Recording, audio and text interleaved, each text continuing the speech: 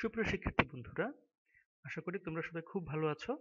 আজকের ক্লাসে প্রথমেই তোমাদের সবাইকে স্বাগতম জানাচ্ছি। আমি মোহাম্মদ মাইনুদ্দিন, সহকারী শিক্ষক বিজ্ঞান, ঘাটাইল ক্যান্টনমেন্ট পাবলিক স্কুল ও কলেজ।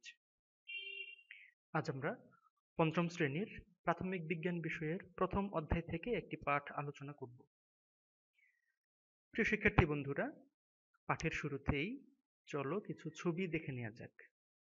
বলো তো শিক্ষার্থীরা, এই ছবিতে আমরা কি দেখতে পাচ্ছি? এখানে আমি দেখতে পাচ্ছি উদ্ভিদ রয়েছে, জলাশয় রয়েছে, সেখানে সুপেয় পানি রয়েছে এবং একটি গরু সেইখান থেকে পানি পান করছে। ও দূরে আরো দুই একটি গরু দেখা যাচ্ছে, তারা ঘাস খাচ্ছে। এই চিত্রে আমরা কি কি দেখতে পাচ্ছি? হ্যাঁ, এই চিত্রে দেখতে পাচ্ছি নদীর পাড়ে ঘরবাড়ি রয়েছে, খড়ের গাদা, বিভিন্ন ধরনের উদ্ভিদ রয়েছে, গরু, মানুষ ইত্যাদি। এই ছবিগুলোতে তোমরা কি দেখেছো?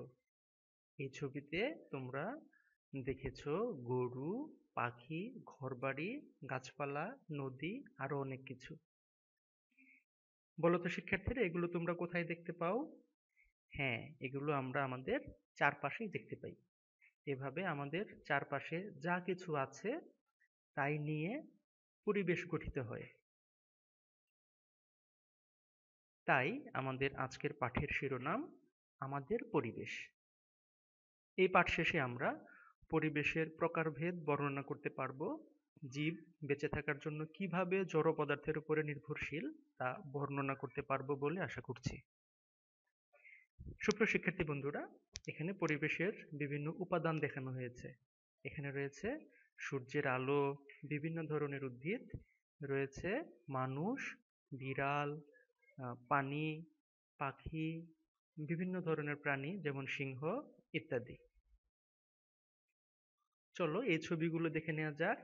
এই ছবিতে আমরা বিভিন্ন ধরনের জীব দেখতে পাচ্ছি। যাদের জীবন আছে তাদেরকেই জীব বলা হয়। এখানে রয়েছে উদ্ভিদ। তোমরা তো নিশ্চয়ই জানো যে উদ্ভিদের জীবন রয়েছে, তাই উদ্ভিদও জীব। প্রজাপতি, মানুষ, বিভিন্ন ধরনের পাখি, বিড়াল, অনুরূপ বিভিন্ন ধরনের প্রাণী, এসবগুলি হচ্ছে জীব। এছাড়াও আমাদের চারপাশে আমরা বিভিন্ন ধরনের জড় পদার্থ দেখতে পাই যাদের জীবন নেই। এর মধ্যে রয়েছে ঘরবাড়ি, সূর্য, বিভিন্ন ধরনের জড় বস্তুর উদাহরণ। এবার তোমরা তোমাদের পরিচিত 5টি জীবের নাম বলো। বলো তো শিক্ষার্থীরা, তোমার পরিচিত 5টি জীবের নাম? হ্যাঁ, সম্পূর্ণ সঠিক উত্তর বলেছ। আমাদের চারপাশে অনেক জীব রয়েছে, তার মধ্যে 5টি জীব এবং 5টি জড় পদার্থের নাম বলা খুবই সহজ। যেমন উদ্ভিদ, মানুষ, গরু, ঘোড়া, সিংহ, বাঘ, এসবই হচ্ছে জীবের উদাহরণ। একইভাবে আমাদের নিত্য ব্যবহার্য খাতা, কলম, পেন্সিল, চেয়ার, টেবিল, এসবই হচ্ছে জড় পদার্থের উদাহরণ। এই ছবিগুলোতে আমরা কি দেখতে পাচ্ছি বলতো? এখানে দেখতে পাচ্ছি বিভিন্ন ধরনের খাদ্য রয়েছে, রয়েছে পানি এবং বিভিন্ন ধরনের যন্ত্রপাতি। এসবই জীবের বেঁচে থাকার জন্য প্রয়োজন। সুতরাং দেখতে পেলাম জীবের বেঁচে থাকার জন্য সূর্যের আলো প্রয়োজন, বিভিন্ন ধরনের খাদ্য প্রয়োজন, পানি প্রয়োজন, প্রয়োজন বিভিন্ন ধরনের যন্ত্রপাতির। এছাড়াও নিরাপদ আশ্রয় এর জন্য আশ্রয়স্থল প্রয়োজন, যা তাকে বিভিন্ন ধরনের ক্ষতিকর পরিবেশ থেকে, বিরূপ পরিবেশ থেকে, আক্রমণকারী প্রাণীর হাত থেকে রক্ষা করে। এবং প্রয়োজন বসবাসের জন্য স্থান বা আবাসস্থল। এছাড়াও পানিতে যে সকল জীব বাস করে, যেমন বিভিন্ন ধরনের মাছ, চিংড়ি, এরা পানিতে বাস করে, পানি তাদের জন্য অপরিহার্য। মাটিতে গর্ত করে বিভিন্ন জীব, যেমন বিভিন্ন ধরনের পোকামাকড়, কেঁচো, ইঁদুর, সাপ, এরা যেমন বসবাস করে, এদের জন্য আবার মাটি খুবই গুরুত্বপূর্ণ। আর কিছু প্রাণী রয়েছে যেমন পাখি, এরা গাছে বাসা বেঁধে সেখানে অবস্থান করে। এটি তাদের জন্য আবাসস্থল এবং আশ্রয়স্থল। উদ্ভিদ যেখানে জন্মে সেই স্থানটি হচ্ছে তার আবাসস্থল। প্রিয় শিক্ষার্থীরা, চলো এবার আমরা দেখে নিই কিভাবে উদ্ভিদ জড়বস্তুর উপর নির্ভরশীল। আমরা জানি যে উদ্ভিদ সূর্যের আলোর উপস্থিতিতে কার্বন ডাই অক্সাইড ব্যবহার করে এবং জলীয় বাষ্প বা পানি ব্যবহার করে নিজের খাদ্য নিজে তৈরি করতে পারে। উদ্ভিদের বেঁচে থাকার জন্য এই খাদ্য অপরিহার্য। তাই উদ্ভিদ বেঁচে থাকতে বিভিন্ন ধরনের জড় বস্তু গ্রহণ করে থাকে, ব্যবহার করে থাকে। যেমন সূর্যের আলো জড় পদার্থ, কার্বন ডাই অক্সাইড, পানি এসবই হচ্ছে জড় বস্তু। আবার ওই সময় উদ্ভিদ অক্সিজেন ত্যাগ করে, যা আবার পরবর্তীতে বিভিন্ন প্রাণী সেই অক্সিজেন গ্রহণ করে থাকে। অক্সিজেনও জড় বস্তু। সুতরাং জীব বেঁচে থাকার জন্য বিভিন্ন ধরনের জড় বস্তুর উপরে নির্ভরশীল। প্রিয় শিক্ষার্থীরা, এবার অনুরূপ একটি ছক তোমরা তোমাদের খাতায় এঁকে এটি পূরণ করো। বেঁচে থাকার জন্য যে জড় বস্তু প্রয়োজন, অর্থাৎ মানুষ বেঁচে থাকার জন্য যে জড় বস্তুগুলো ব্যবহার করে, অন্যান্য প্রাণী অর্থাৎ মানুষ বাদে অন্যান্য প্রাণী যে সকল জড় বস্তু ব্যবহার করে এবং উদ্ভিদ যেসব জড় বস্তু ব্যবহার করে, তাদের তালিকা তৈরি করো। প্রিয় শিক্ষার্থীরা, আশা করি সবাই তালিকাটি তৈরি করেছো। চলো এবার উত্তরগুলো আমার উত্তরের সাথে মিলিয়ে নেওয়া যাক। মানুষ বেঁচে থাকার জন্য মাটি, পানি, বায়ু, পোশাক, যন্ত্রপাতি, আসবাবপত্র ব্যবহার করে। অন্যান্য প্রাণী বেঁচে থাকার জন্য মাটি, পানি, বায়ু, সূর্যের আলো, খাদ্য ইত্যাদি ব্যবহার করে।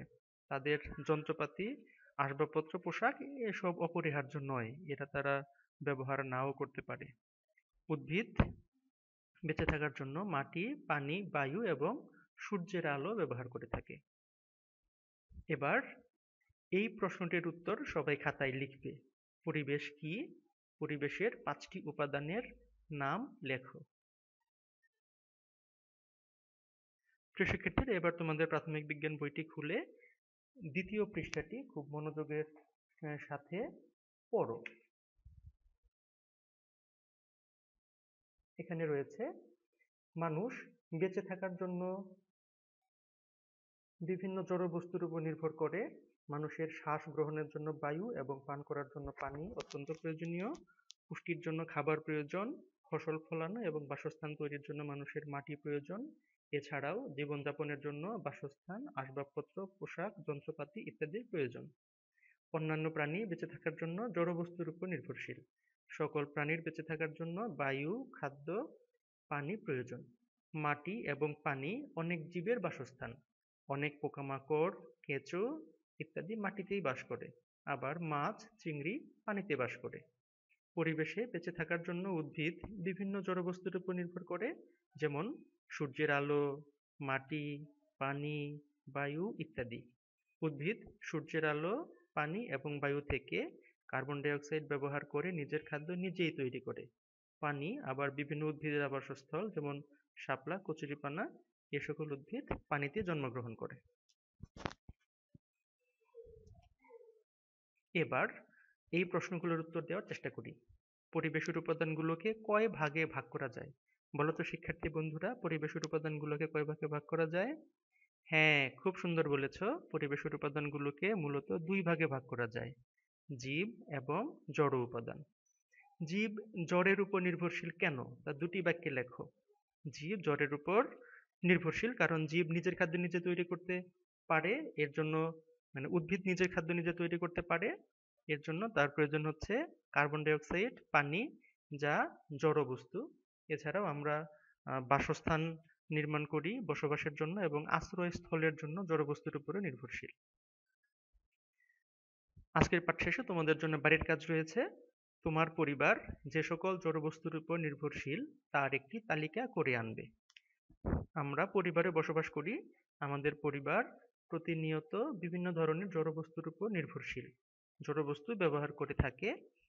তোমার পরিবার কি কি জড় বস্তুর উপর নির্ভরশীল তার একটি তালিকা খাতায় লিখে নিয়ে আসতে হবে। তো আজকের মতো পাঠ এ পর্যন্তই। আবার দেখা হবে পরবর্তী ক্লাসে। ততক্ষণ পর্যন্ত সবাই ভালো থেকো, সুস্থ থেকো, নিরাপদে থেকো। ধন্যবাদ সবাইকে।